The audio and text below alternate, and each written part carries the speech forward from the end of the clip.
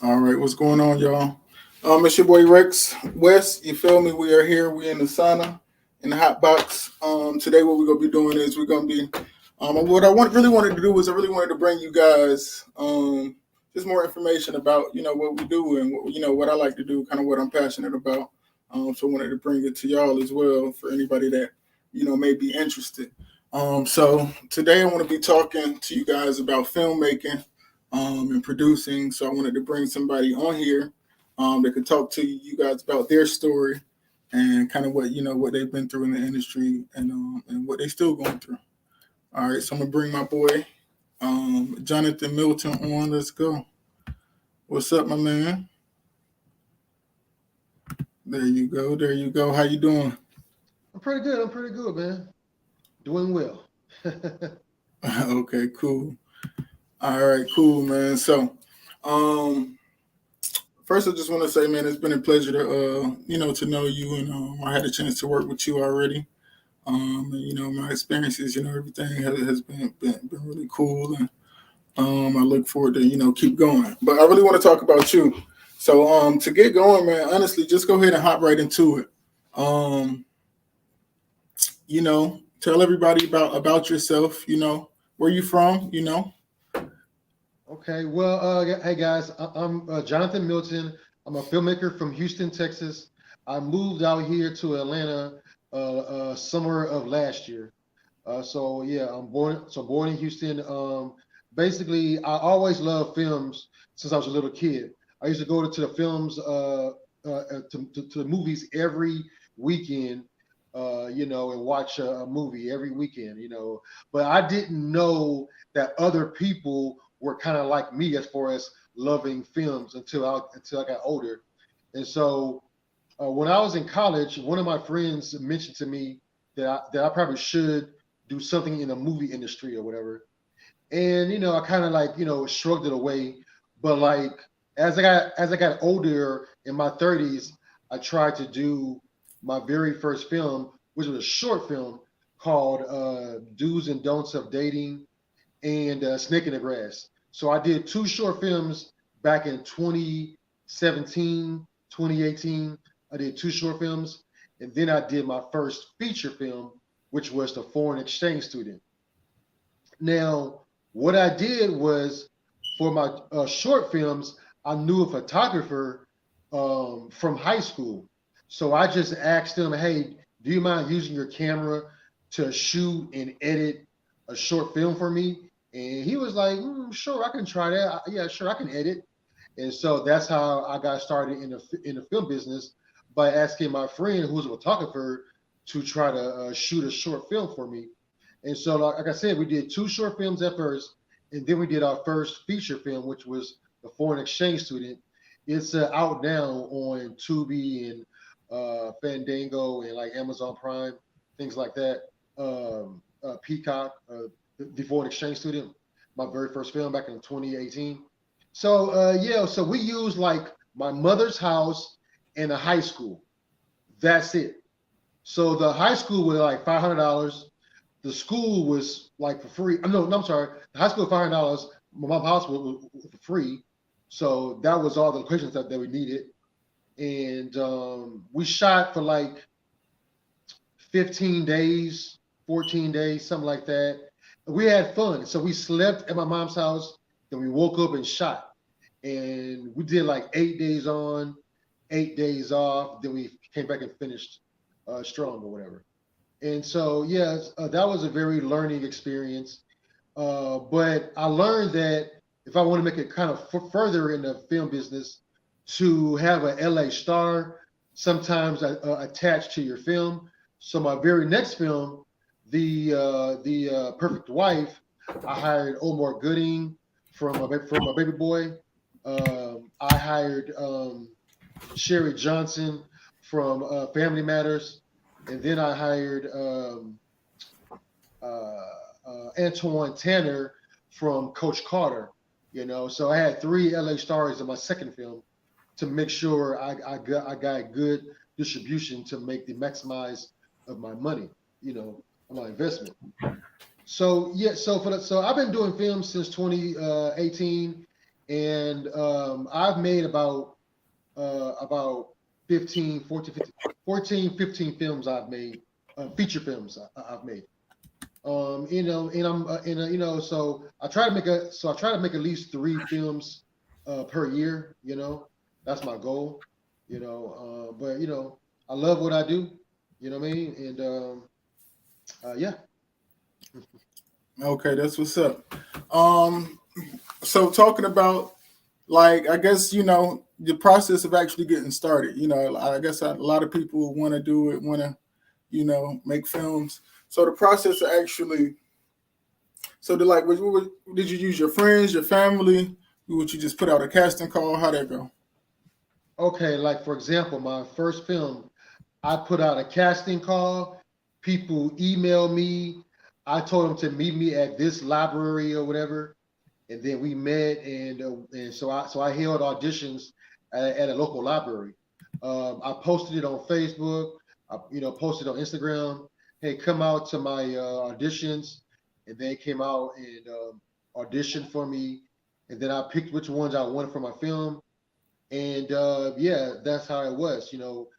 Me and my twin brother, we both do films, so he was like the assistant director, and I was the director, and we both co-produced the film together. And so as brothers or whatever. So that was a lot of fun or whatever. But no, so we paid for snacks, we paid for lunch and dinner. We had so we needed money for that. So we asked our mom to cook sometimes, or or we saved up money from our paychecks and pay for our own movie. So we had to hire the camera guy, hire the sound guy. So we saved our paychecks to hire the sound guy, the editor, the shooter, the actors. Yeah, I mean, so yeah, we did what we had to do. So we made a budget, and we tried to stick to the budget as far as what we needed to fund our films. And now it's been 8 years, and we still make money from that film every single quarter. Okay, so quarter. Okay, so actually getting into like you were saying, the making money from the films, right? Because you can Mm-hmm. get together, you can, do all of this. Now, how do you actually about the investment, and the return on the investment? So, Okay, how did so you get so that so going? so the budget was like 15,000, and the movie been out like 8 years, and so basically what we did, we got a distributor. We got a distributor, and we put it on Tubi, we put it on Amazon Prime, we put it on Fandango, and several Peacock, and several other platforms to maximize the money for the movie. So Tubi gets paid from the ad sales. So the ad sales up. So every time you watch a commercial on Tubi, Tubi gets paid from that, and then we get paid from that or whatever. So my distributor put it on Tubi, Amazon Prime, Fandango, and several other platforms. And and so we get paid every quarter or every 6 months from our movies. So if you make money, the money is in the residuals. Let me say that again. The money is in the residuals. So and in ownership of your movie. So yes, I leased my movie to a distributor, and they have it for X amount of years.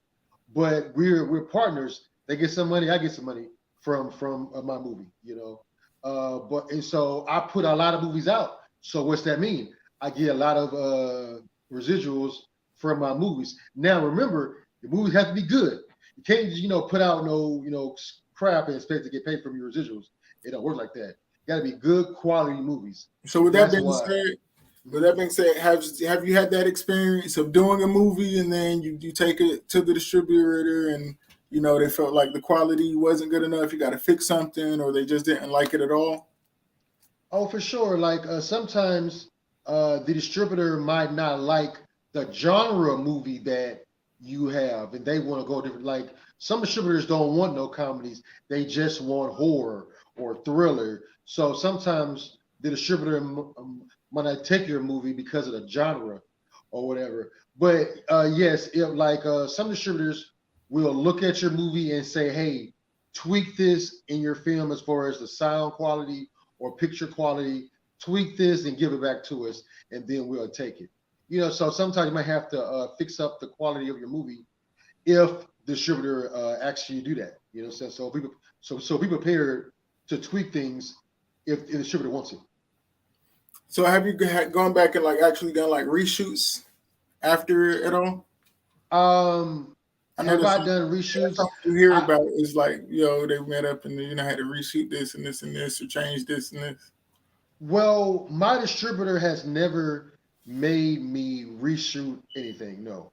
Okay. Uh, um, they may ask me to touch up some audio or visual stuff, but never, hey, go and shoot some more scenes for reshoot. No, but I have reshoot my film myself because I wasn't satisfied Oh, for with real? the. Yeah, I've done it before, but it was because I wanted to, not because my distributor told me to do that.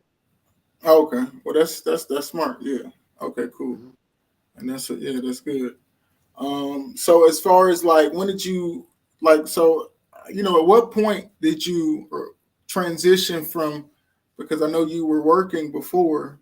So as far as just that transition, like, all right, I'm gonna be doing filmmaking full time. Was it a slow transition? Was it real fast? How'd that go?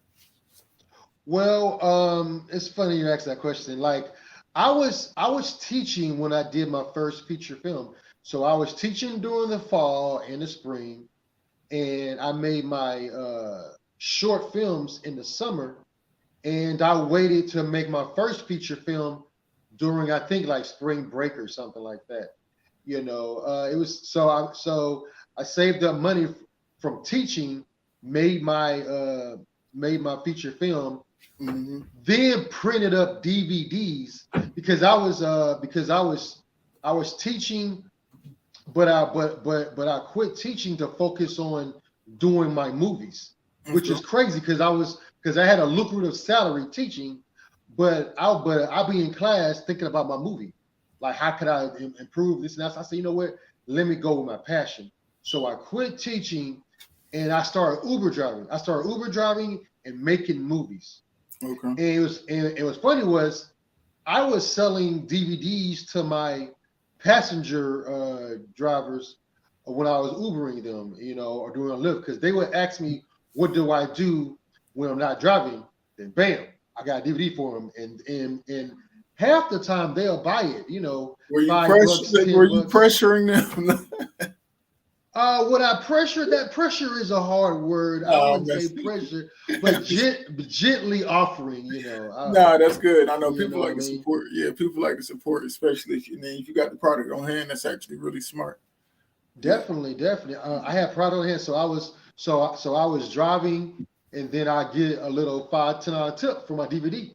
So it was a good little Oh, hustle sweet. that Yeah, yeah, yeah. That's good good. little hustle going on. Yeah, definitely. So, and so then I started making more money making movies than Ubering.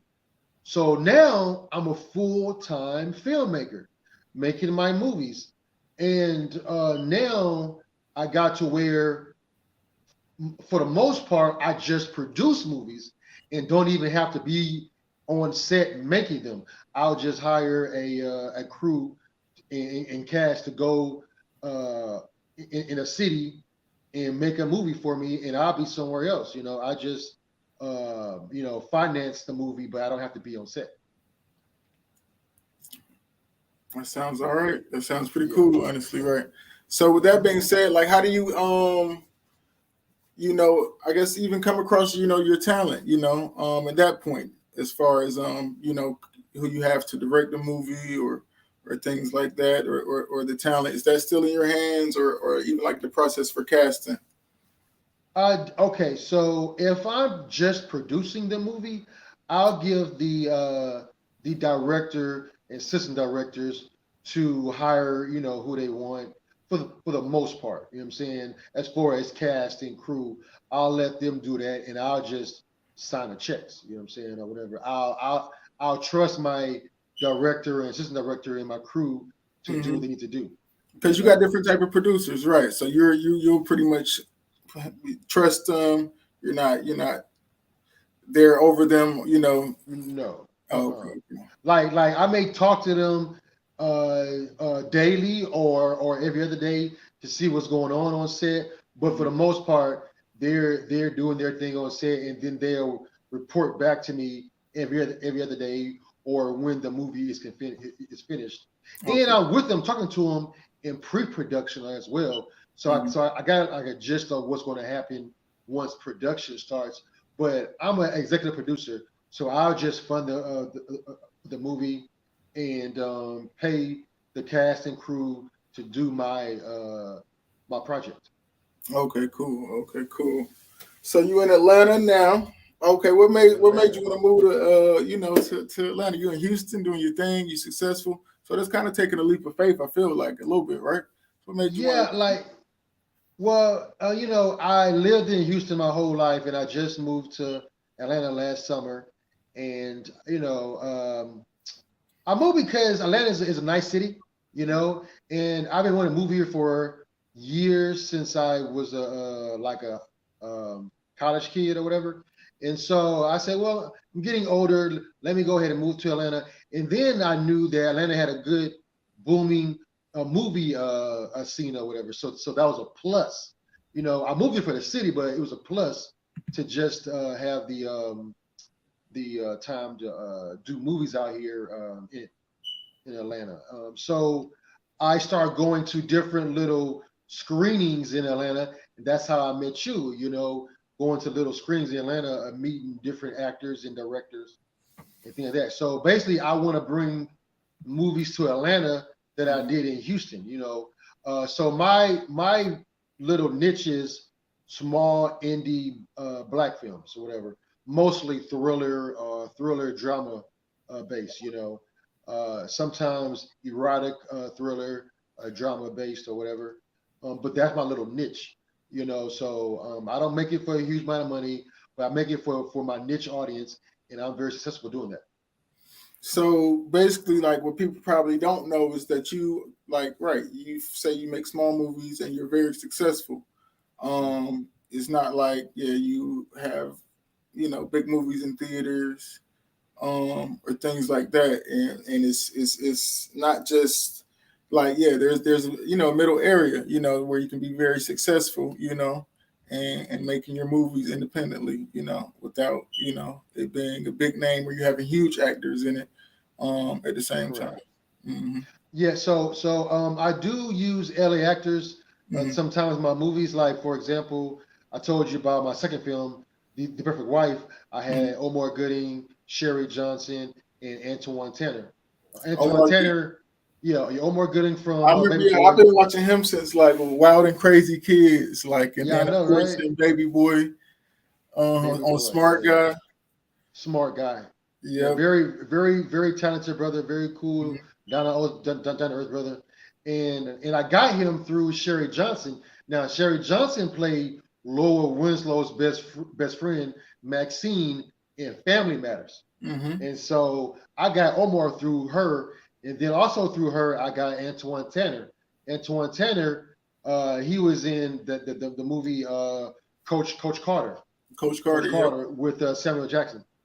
He was good in So yeah, yeah. So it does benefit you sometimes when you add LA stars to your movie. It doesn't hurt. It never hurts to have a face that somebody recognize in that. your production. You know what I'm saying? But I don't use it all the time. Some of my best films are films that has no LA stars. It's just local talent with a good story, and Hmm. that's what you need. You need a good story. You need to be writing. And you need a good team. You need a good team around you. Good assistant director, a good grip. A good lighting guy. You know what I'm saying? So it's not just the director; it's the whole package of your team. Hmm. Hmm. As Yeah. far as your on set, like how you like to keep it? You like to keep it like fun? Are you pretty strict when you direct? Like what kind of director are you? I think I'm kind of laid back. You know what I mean? I've been told that I'm not strict enough. You know what I mean? So I like to like if the talent have an idea to do a scene, I may let them do a scene the way they want it if I have time to do it. You know what I mean? Or if they have a line or two that they want to say instead of my lines that I gave them, that's fine. I give them flexibility to act out a scene the way they want to do it, at least for one take. You know what I mean? And so Hmm. we can. So when it comes to editing, we can choose what takes or better. You know what I mean? So I don't. So if the actor has a better idea, I'm always open for ears to see how I could go. But for the most part, I like to write my script and direct my movies, and I have a vision on how it should go for the most part. But yeah, I've been successful doing my films, and I'm always open to listening, but most of the time I got a certain mind as far as how I want things to go. Hmm. All right. And then, like, how do you feel like, as far as the thrillers and stuff? Is that like something you interested in, like even growing up and stuff, as far as watching, or was that more like of a business, I would say, decision as far as for the type of films you like, you shoot? Well, I like to make films to what I like. So growing up, I like mystery, I like thrillers, I like drama, I like horror. So that's what I make. You know what I'm saying? Uh, I made two comedies, Doodles of Dating and Love and Coffee. Um, other than those two, all my films being drama, thriller, or horror films or whatever. That's my niche because I like those type of films. So I make what I like, and so I'm just grateful that I have an audience that watches my movies that likes what I like. So let's talk about some movies. I guess your latest movie that you have presented or that you got out right now. So go ahead and tell us about um, Bissonnette. I had to look up Bissonnette because I ain't never been to Houston. So once I seen the movie, it made me actually want to go and see what more about what was going on with that. So explain Bissonnette first, and then explain how you wanted to actually make a film about that as well, and then where people can find the film too because it's out now. Okay. Yeah. Yeah. My latest film, Bissonnette, is out right now on Tubi TV. Just go to Tubi, download the app, or go to your smart TV, your smartphone, and download the app and watch Bissonnette, Bissonnet on Tubi right now. Basically, That's, Bissonnette is a street in Houston where young girls go, on a stroll, what I'm saying, to make some money, and mm, it's very popular. Like that street is very popular in Southwest Houston, where I'm from. And so when I go to the stores or get something to eat, sometimes the girls would be in the place where I go eat, and me and my son are right there, and they got on certain outfits that I gotta hide my son eyes from because I don't want him to see that. So growing up on Bissonnette Street in Houston, is very bold, is very out there as far as the girls and the hustlers, and you can see them out there. And so anybody that been to Houston or is from Houston know about Bissonnette Street. And so I decided a few years ago that I wanted to make a project about Bissonnette. At first, I was going to do a series about it. Then I was like, nah, like as far as right now, let me make a feature film. So I hired local people to, so I hired local writers, local directors, local actors to make this film. I just executive produced it, but I hired the writers, I hired directors, actors, and production crew to do this movie. And right now, it's one of the number one movies right now in the world, especially the United States, on Tubi TV. that's big. That's big. That's Yeah. big. Okay, that's what's up. That's what's up. Also, Mhm. we're doing part two. I'm in pre-production right now, doing that. So I'm writing that right now, and to star in it, I got Omar Gooding from I'm more Baby getting Boy. back. Okay. So he's back. So he's going to star in part two. Okay, you already ended. And this one came out. When did this one? It's been out what, like 2 weeks, a week. 7 days. So you 7 days, and it's already recommended on Tubi after day two. It's recommended on Tubi, most popular on Tubi after day two. And so now it's been out 7 days. And right now, Bissonnette is one of the biggest movies out right now. very cool. Very cool. As far as you moving to Atlanta and doing your films here, like so, are you, as far as your cast and crew, are you always looking for more talent? Because I know it's always people looking to be the next to be TV movie star, and I'm always, looking for people and to help them as well. So, you got some opportunities for the people out there. Yes, I do. I'm always looking for local Atlanta talent as far as crew members, especially actors. I need good, young, old, motivated actors who want their shot. You know what I'm saying? I moved to Atlanta for a reason.